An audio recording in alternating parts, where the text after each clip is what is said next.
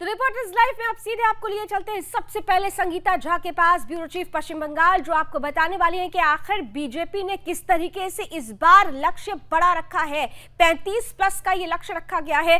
पहले चरण में 3 लोकसभा क्षेत्रों में चुनाव संपन्न हो चुके हैं। यहां पर हमने देखा कि इस बार बंगाल में रिकॉर्ड दर्ज किया गया, जो पहले चरण में मतदान का प्रतिशत आया है। इसके साथ ही साथ मैं तेजू तालु को भी देख पा रही हूं, मणिपुर में दोबारा वोटिंग होनी है क्योंकि हिंसा का असर हुआ है। किस तरीके से इस बार तैयारी है, तेजू के पास चले। उससे पहले संगीता आपके पास आते हुए, बड़ा ही महत्वपूर्ण है ये आज का दिन क्योंकि बीजेपी का धुआंधार चुनाव प्रचार जारी है। केंद्रीय मंत्री अमित शाह बंगाल दौरे पर दार्जिलिंग लोकसभा सीट पर नजर आएंगे आज। क्या कुछ खास तैयारी?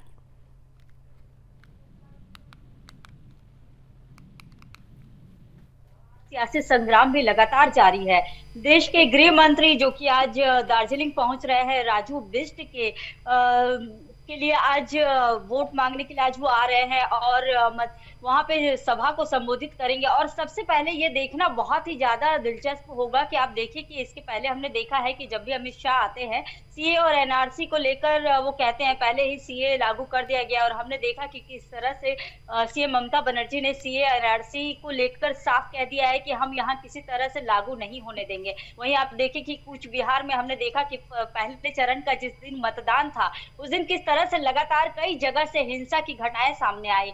वहीं आप देखिए कि 26 तारीख को फिर से मतदान होना है। 26 तारीख को दार्जिलिंग, रायगंज और बालूरघाट में जो कि चुनाव होना है, इसको लेकर आज क्या कुछ कहेंगे, जो हिंसा हुई है उसको लेकर क्या कुछ कहेंगे और सीएम ममता बनर्जी को क्या आज जवाब देंगे, ये भी एक देखने वाली बात होगी। आप देखिए कि किस तरह से आज मैं आपको बता दूं कि आज भी कूच बिहार से एक बीजेपी नेता को पिटाई की जो खबर है सामने आ रही है। उनके जो परिवार वाले हैं वो आरोप सीधा टीएमसी के ऊपर आरोप लगा रहे हैं, कह रहे हैं कि मेरे पिताजी ने किसी तरह यहाँ पे फेक वोटर्स को अलाउ नहीं किया था, वोटिंग होने नहीं दिया था, जिस वजह से मेरे पिताजी को मारा गया है और मार कर फेंक दिया गया। अभी फिलहाल बीजेपी नेता का अस्पताल में इलाज चल रहा है। बीजेपी भी लगातार हमलावर है। बीजेपी लगातार कह रही है कि टीएमसी इस तरह से फेक वोटिंग कर रही है और लगातार हिंसा करने की कोशिश कर रही है, वोटर्स को डराने की कोशिश कर रही है। वहीं आप देखिए कि जिस तरह से वोट प्रतिशत देखा गया कि पूरे देश में सबसे ज्यादा हमने देखा कि बंगाल में वोटिंग हुई,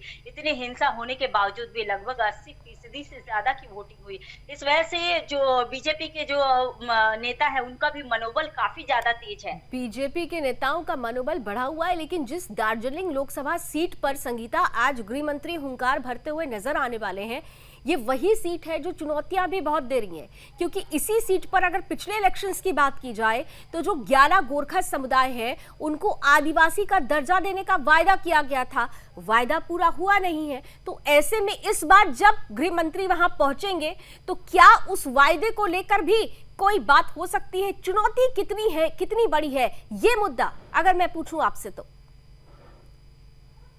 जी बिल्कुल, वायदे को लेकर बात तो होगी ही और जाहिर सी बात है, हमने हमेशा ही देखा है अमित शाह को वो किस तरह से मुद्दों को पकड़कर और फिर उन मुद्दों पे बात करके और वहां से किस तरह से एक पार्टी के लिए एक फायदा निकालने की कोशिश करते हैं और कहीं ना कहीं पार्टी को फायदा भी होता है। हमने देखा था कि किस तरह से पिछले लोकसभा में जब 2019 का लोकसभा का चुनाव हुआ था उस वक्त बीजेपी को काफी ज्यादा सीट मिली थी, यहाँ पर लगभग 18 सीट मिला था। उसके बाद फिर से इस साल फिर हमने विधानसभा का चुनाव देखा। विधानसभा के चुनाव में भी बीजेपी का वोट फीसदी काफी ज्यादा बढ़ा। तो कहीं ना कहीं फिर से बीजेपी पूरी तरह से कोशिश कर रही है कि बंगाल में अपने पैर पसार सके और हर मुद्दों को पकड़ने की कोशिश कर रही है और मुद्दों को पकड़ के किस तरह से लोगों के पास आ सके और वोट प्रतिशत अपनी बढ़ा सके, इसकी भी पूरी कोशिश अमित शाह जरूर करेंगे। आज ये जब अमित शाह आएंगे और जब बोलेंगे उसके बाद तो हमें पता चल ही जाएगा कि किस तरह से क्या कुछ वो कह रहे हैं और क्या कुछ मुद्दे सामने ला रहे हैं। और आदिवासी वोट देखिए, आदिवासियों को लेकर हमने उस दिन भी देखा था कि किस तरह से मारपीट हुई थी और एक आदिवासी को जो मारा गया था उसको लेकर बीजेपी काफी ज्यादा एक वीडियो भी वायरल हो रहा था और बीजेपी लगातार आरोप लगा रही थी कि आदिवासियों का देखिए किस तरह से इज्जत किया जाता है, आदिवासी लोगों को इस तरह से मारा जाता है, उनका किसी तरह इज्जत नहीं है, बस वोट बैंक के लिए टीएमसी आती है और उसके बाद फिर इन्हें किसी तरह का कोई फायदा नहीं मिल पाता है। जमीनी अगर हकीकत देखें तो संगीता, राजू बिष्ट है यहाँ से बीजेपी के कैंडिडेट, चुनौती उनके सामने आपको क्या नजर आ रही है, क्योंकि आप ग्राउंड पर हैं। अगर इस लोकसभा सीट की बात की जाए तो यहाँ की क्या खासियत है, और वो खासियत के साथ साथ क्या चुनौती है जो राजू बिष्ट के सामने है? टक्कर किस तरीके से इस बार टीएमसी और बीजेपी की यहाँ पर जबरदस्त देखने को मिल सकती है, संगीता? देखिए, टक्कर तो बीजेपी और टीएमसी को पूरे बंगाल में ही देखने को मिलेगी, टीएमसी और बीजेपी में। क्योंकि देखिए कि जिस तरह से हमने देखा है कि टीएमसी के द्वारा जो भी यहाँ पर प्रकल्प जो लाए गए हैं, जो भी एक महिला वोट बैंक को साधने से लेकर आप देखिए कि किस तरह से कई सारे ऐसे फ्री की योजनाएं हैं जो उसकी टीएमसी यहाँ पर चला रही है, और चलाकर उन चीजों को भुना कर वो वोट बैंक करने, वोट प्रतिशत एक बढ़ाने की कोशिश करती है। लेकिन वहीं आप देखिए कि बीजेपी लगातार हमलावर इन बातों को लेकर रहती है कि उनके मंत्री भ्रष्टाचार से लिप्त हैं। भ्रष्टाचार हमें देखने, भ्रष्टाचार जो भी भ्रष्टाचारी नेता है उसको लेकर वो सामने आते हैं। और साथ ही एक धर्म की राजनीति भी हम बीजेपी की तरफ से देखते हैं कि धर्म को लेकर हमेशा बोलते आए हैं। हमने देखा है कि किस तरह से मुर्शिदाबाद में जो जिस तरह से घटना हुई, हमने देखा कि रामनवमी के जुलूस पर जिस तरह से हमला हुआ। फिर आप देखिए कि रामनवमी का जुलूस जो आज भी हम कई जगह देखेंगे कि चाहे वो बीजेपी की तरफ से हो या फिर बशीरहाट में आज बीजेपी की तरफ से निकलने वाला है। फिर कई जगह टीएमसी भी इसी को देखते हुए बीजेपी की तरफ से जिस तरह से रामनवमी की रैली हर जगह निकाली जा रही है, शोभा यात्रा निकाली जा रही है, टीएमसी भी खुद हर जगह बढ़ चढ़कर रामनवमी की शोभा यात्रा निकाल रही है। लेकिन ये जो टक्कर है वो टक्कर तो हमें दार्जिलिंग में भी देखने को मिलेगी, दोनों तरफ से ही देखने को मिलेगी। दोनों ही तरफ से टक्कर देखने को मिलेगी। टक्कर जोरदार हो रही है। भारतीय जनता पार्टी इस बार टीएमसी को सीधी टक्कर देती हुई नजर आ रही है। दार्जिलिंग में आज गृह मंत्री अमित शाह गरजते हुए, हुंकार भरते हुए नजर आएंगे। बेहद खास सीट ये मानी जा रही है क्योंकि 11 गोरखा समुदाय जिनको आदिवासी का दर्जा देने का वादा किया गया था भारतीय जनता पार्टी की तरफ से, वो वादा अभी पूरा नहीं हुआ है। ऐसे में जो राजू बिष्ट कैंडिडेट है यहाँ भारतीय जनता पार्टी के, उनके लिए एक बड़ी चुनौती है। लेकिन कहते हैं कि राजनीति के चाणक्य कहे जाते हैं गृह मंत्री, जब वो पहुंचते हैं चुनावी हुंकार भरने के लिए तो हवा का रुख ही बदल देते हैं। क्या कुछ आज खास बोलेंगे, इस पर संगीता की नजर बनी रहेगी। इन सब के बीच अब चलिए आपको पूर्वोत्तर की पहाड़ियों की तरफ लिए चलते हैं। आपने देखा कि पहले चरण में पूर्वोत्तर में इलेक्शंस हुए, लेकिन मणिपुर से जो तस्वीरें आई वो बहुत अच्छी नहीं थी। मणिपुर चुनावी दौर में भी हिंसा की आग में झुलसता रहा। 11 ऐसे बूथ थे जहां पर हिंसा हुई। उन्हीं 11 पोलिंग स्टेशन के चुनाव को अब अमान्य मान लिया गया है, उन्हें रद्द कर दिया गया। इन 11 पोलिंग स्टेशन पर अब पुनः मतदान होगा और ये मतदान कल यानी 22 अप्रैल को होगा। हिंसा के आरोप के बाद चुनाव आयोग ने ये बड़ा डिसीजन लिया। 19 अप्रैल को यहां मतदान जो हुए थे उसे अमान्य घोषित कर दिया गया। सीधे चलते हैं तेजू तालू के पास। हमारे साथ इस वक्त वो जुड़ रही हैं ज्यादा जानकारी के साथ। तेजू, खास तौर से अगर देखें तो अमान्य घोषित कर दिया गया है चुनाव आयोग की तरफ से, इसे कैंसिल कर दिया गया है। दोबारा मतदान कल होना है। कल को लेकर क्या कोई विशेष तैयारी की गई है ताकि पुनः फिर से किसी हिंसा जैसे स्थिति को ना देखे वहां के लोग? मणिपुर में जैसे सबको पता है पिछले साल मई से वहाँ पे एथनिक कॉन्फ्लिक्ट चल रहे हैं। इस कॉन्फ्लिक्ट के चलते मणिपुर में काफी सिक्योरिटी टेंस था। इलेक्शन से पहले भी और अभी इलेक्शन से चलते भी बहुत ही टेंस थे। सिक्योरिटी ने भी अपने पूरे जोर लगाया है और कल को 22 अप्रैल को दोबारा 11 पोलिंग स्टेशन में रीपोल होते हैं। इसमें इस बार जो 19 तारीख को हुआ वो ना होने के लिए सिक्योरिटी फोर्सेस और ईसीआई की तरफ से पूरे प्रोटेक्शन के साथ होने की कोशिश कर रहे हैं। लेकिन जैसे कि यहाँ पे सिक्योरिटी जितने भी, no matter how prepared organisation और कोई भी जी कुछ ना कुछ तो ऐसे अप डाउन तो होते हैं। तो वहाँ नॉर्थ ईस्ट के बीच में भी मणिपुर एक सबसे कठिन एथनिक वार जोन होते हैं। वहाँ पे तो पिछली साल की इंसिडेंट हुआ वो हादसा से कई लोग बाहर भी नहीं निकले हैं। वो गुस्सा जो है अभी इस इलेक्शन में भी कहीं ना कहीं नजर आ रहे हैं। ये इलेक्शन के समय ये कांग्रेस और बीजेपी एक दूसरे को ब्लेमिंग गेम भी एक दूसरे पे ब्लेम डाल रहे हैं। लेकिन ज्यादातर यहाँ की वो जो एथनिक लोग भी पिछले साल की वो जो एथनिक क्लैश तो भी अभी तक पूरी तरह से बाहर नहीं निकल पाए। इस तरफ से ये इलेक्शन में भी थोड़ा से रुकावट तो प्रॉब्लम फेस करना पड़ा। जैसे 72% तक की वोटिंग टर्न आउट भी तो हुए हैं, लेकिन ये 11 स्टेशन में बिल्कुल आपने बिल्कुल सही कहा कि तेजतालु की इम्पोर्टेंट ये है कि जिस तरीके से हिंसा हुई है उसके बाद जो वोट परसेंटेज है वो ज़्यादा से ज़्यादा हो, लोगों के बीच में सुरक्षा को लेकर विश्वास जगाया जाए। दोबारा मतदान हो रहा है लेकिन कहीं ऐसा ना हो कि जो 19 तारीख को हुआ उसके डर से लोग वोट करने के लिए ही नहीं निकले। वोट परसेंटेज को मैक्सिमम टर्न आउट कराने के लिए ज़रूरी हो जाएगा कि विश्वास जगाया जाए। इसे लेकर क्या खास तैयारी, सुरक्षाकर्मी क्या लोगों को आश्वासन दे रहे हैं?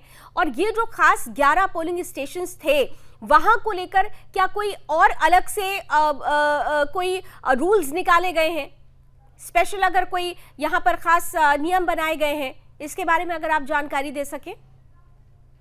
अधिकारी से पूछने पर लोगों ने तो साफ दावा किया है कि उन तरफ से पूरी जो सुरक्षित अरेंजमेंट तो हो चुके, सिक्योरिटी अरेंजमेंट था जिसे इंटेक है। और जिससे पहले पब्लिक ने, जनता ने जो एंग्री मॉब जाके ईवीएम के मशीन को कैप्चर करके उसको तोड़ा गया था, इस बार ऐसा कुछ भी नहीं होगा, ऐसा अधिकारी की कहना है। वहाँ वो लोग पूरी प्रोटेक्शन के साथ है। जैसे कि कहने को तो 11 स्टेशन पे हो रहे हैं लेकिन कांग्रेस ने तो यहाँ तक कि 47 पुलिस स्टेशन तक का डिमांड किया है। तो 47 पुलिस स्टेशन का रिपोर्ट का डिमांड किया है लेकिन वो 47 में नहीं होंगी, 11 में होना है। तो बीच में शायद ये पार्टी एक दूसरे पे ब्लैंक गेम तो खेल रहे हैं, कोशिश तो करेंगे। ग्राउंड में जो लोग भी है पूरी दोबारा से यहाँ डिस्टर्बेंस करने की कोशिश तो है। लोगों की मान में तो थोड़े से डर है लेकिन यानी यू आर ट्राइंग टू से कि 47 ऐसे इंटरनल पोलिंग स्टेशंस थे जिन पर रिपोर्ट दर्ज की गई थी लेकिन आउटर मणिपुर में केवल 11 जो है पोलिंग स्टेशंस उन पर ये दोबारा मतदान हो रहा है। लेकिन बाकी के जो पोलिंग स्टेशंस है, जैसे आपने बोला कि 47 के अराउंड वो नंबर्स बताए जा रहे हैं, वहां को लेकर क्या जानकारी आपको मिल पाई है? कांग्रेस पार्टी प्रेसिडेंट की मिस्टर मचिन चंद्रा जी ने तो पूरे एसीआई से 47 में पुलिंग का डिमांड तो किया है लेकिन as of the direct from ECI right now सिर्फ 11 पे ही कल री पोलिंग होगी।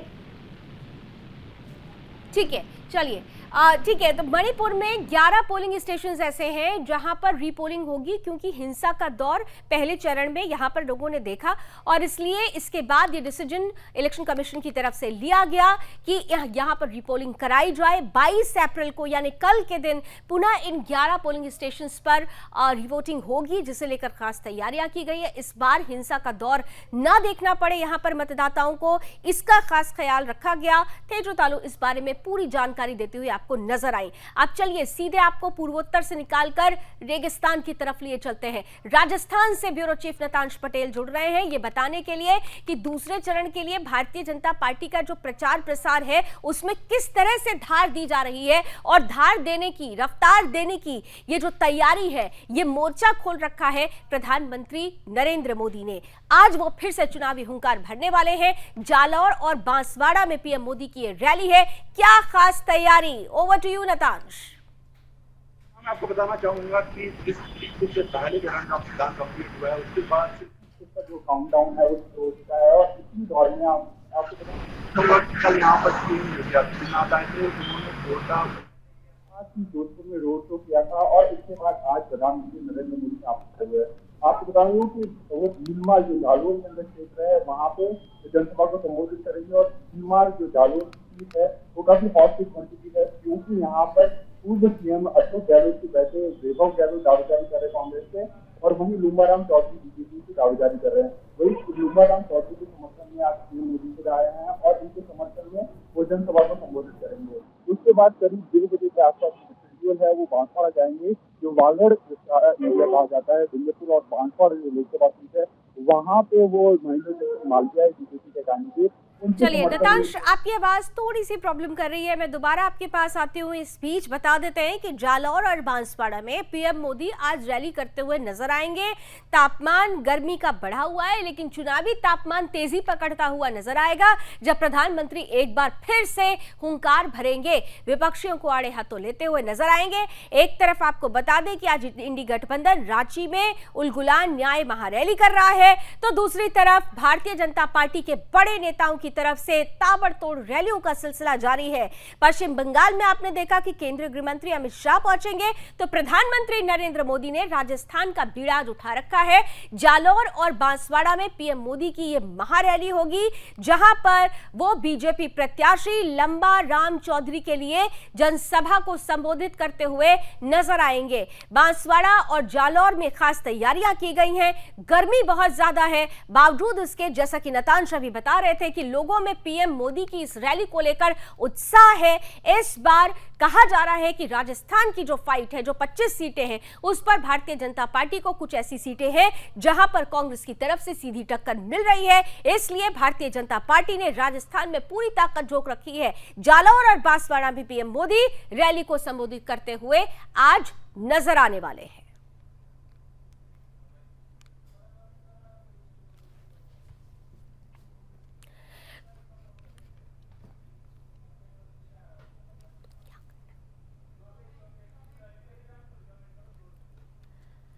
तो कुल मिलाकर अगर देखिए तो राजस्थान में आपने देखा कि पहले चरण में 12 सीटों पर आपको बता दें कि जो खासतौर से चुनाव हुए, और उसके बाद अब जो दूसरा चरण है वो बहुत खास होने वाला है। खास इस लिहाज से भी कि इस चरण में कुछ ऐसी सीटें हैं जहां पर भारतीय जनता पार्टी के लिए टफ फाइट मानी जाती है। जालौर और बांसवाड़ा की अगर बात करूं तो यहां पर प्रधानमंत्री नरेंद्र मोदी आज खासतौर से नजर आएंगे, चुनावी हुंकार भरते हुए। लंबा राम चौधरी बांसवाड़ा से बीजेपी प्रत्याशी हैं, जिनकी चुनावी जनसभा में, जिनके लिए प्रधानमंत्री नरेंद्र मोदी आज वोट मांगते हुए, वोट की अपील करते हुए नजर आएंगे।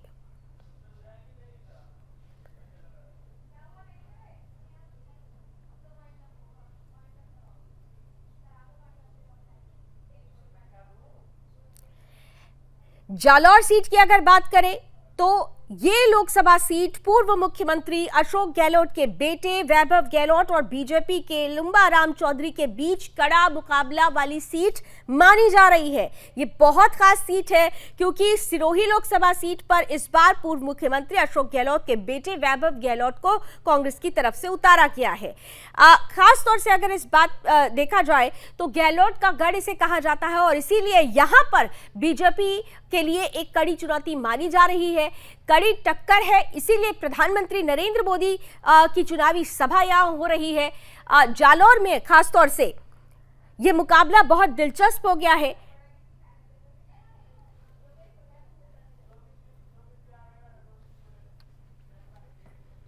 तो राजस्थान की चुनावी टक्कर, इस पर प्रधानमंत्री नरेंद्र मोदी की चुनावी सभा, इस पर नजर बनी रहे। इसके साथ ही साथ अब आपको छत्तीसगढ़ लिए चलते हैं, जहां से ब्यूरो चीफ योगेश मिश्रा हमारे साथ जुड़ रहे हैं। नक्सली पूरी तरह से चुनाव को प्रभावित करने का प्रयास कर रहे हैं, लेकिन सुरक्षा बलों ने भी मोर्चा संभाल रखा है। हर उस प्रयास को नाकाम किया जा रहा है जो चुनाव को प्रभावित करे। पहले चरण के पहले नक्सलियों को ढेर किया गया, अब दूसरे चरण के पहले भी नक्सलियों और सुरक्षा बलों के बीच में मुठभेड़ होती है। एक माओवादी मारा गया है। क्या है पूरी ग्राउंड रिपोर्ट, सीधे योगेश से समझते हैं। Over to you Yogesh. लावणी, बिल्कुल जिस तरह से छत्तीसगढ़ में हम लगातार देख रहे हैं कि जो सुरक्षा बल के जवान हैं वो लगातार नक्सलियों का एनकाउंटर कर रहे हैं, और इसी कड़ी में छत्तीसगढ़ के बीजापुर जिले के केशकुतुल क्षेत्र में आज अल सुबह जो है मुठभेड़ हुई है, और इसमें एक इनामी नक्सली जो था उसको मार गिराया गया है, और मौके से बहुत सारे नक्सली साहित्य के साथ में हथियार बरामद हुए हैं। और जिस तरह से हम देख रहे हैं कि चाहे वो दंतेवाड़ा की बात हो, चाहे हम कांकेर क्षेत्र की बात करें, और चाहे अब फिलहाल बीजापुर की बात हो, लगातार सुरक्षा बल के जवान नक्सलियों पर हावी है। और इसी कड़ी में हम देख रहे हैं कि जो सुरक्षा बल के जवान हैं वो जब सर्चिंग ऑपरेशन पर निकलते हैं या उनको इनपुट मिलता है कि कहीं पर नक्सली छिपे हुए हैं, तो वहां पर पूरी प्लानिंग के साथ में हमला किया जा रहा है और नक्सलियों को मार गिराया जा रहा है। छत्तीसगढ़ में ये चर्चा बहुत आम है कि जिस तरह से हमारे जवानों के द्वारा नक्सलियों के विरुद्ध में जो ऑपरेशन लगातार चलाया जा रहा है वो कहीं ना कहीं आने वाले दिनों के लिए बहुत अच्छा संकेत है। हो सकता है जिस लाल आतंक की बात लगातार की जाती है, ऐसे में सुरक्षा बल के जवान नक्सलियों के मांद में घुस करके उनको मार गिरा रहे हैं, तो इससे लोगों के मन में विश्वास भी कायम हो रहा है। और चूंकि हम सब जानते हैं कि देश भर में लोकसभा चुनाव का माहौल है, अभी सेकेंड फेज में कांकेर, महासमुंद और राजनांदगांव लोकसभा सीट को लेकर वोटिंग होने वाली है। ऐसे में लावनी, कांकेर, राजनांदगांव का कुछ हिस्सा और महासमुंद लोकसभा का कुछ हिस्सा ऐसा है जहां पे नक्सलियों की चहलकदमी पहले से दिखती रही है, लेकिन जिस तरह के ऑपरेशन को सुरक्षा बल के जवान अंजाम दे रहे हैं उससे ये माना जा रहा है कि जिस तरह के इनकाउंटर हो रहे हैं नक्सलियों के, उससे लोगों के मन में खास तौर पे कांकेर लोकसभा, महासमुंद लोकसभा और राजनांदगांव लोकसभा, इन जी। क्षेत्रों के लोग मन में विश्वास भी पैदा हो रहा है। जी, तो मन में विश्वास पैदा हो रहा है क्योंकि सुरक्षा बलों ने मोर्चा संभाल लिया है। अगर बस्तर की बात करें तो पिछले 3 महीने में ही 79 माओवादियों को ढेर किया जा चुका है। चुनाव को प्रभावित करने का प्रयास माओवादियों की तरफ से जारी है, लेकिन सुरक्षा बलों ने भी कमर कस ली है। बहुत बहुत धन्यवाद आप सभी रिपोर्टर्स का हमारे साथ ग्राउंड से जुड़ने के लिए। सीधे ग्राउंड से हम तक की रिपोर्ट पहुंचाने के लिए हर रोज 12 बजे हमारे साथ हमारे सहयोगी जुड़ते हैं और उन खबरों को ग्राउंड से सीधे आपके बीच रखते हैं जो आपसे सरोकार रखती है। आज रिपोर्टर्स लाइव में बस इतना ही, लेकिन कल फिर मिलेंगे 12 बजे हमारे तमाम सहयोगियों के साथ। इसके अलावा देश और दुनिया की तमाम खबरों के लिए आप देखते रहिए सुदर्शन न्यूज।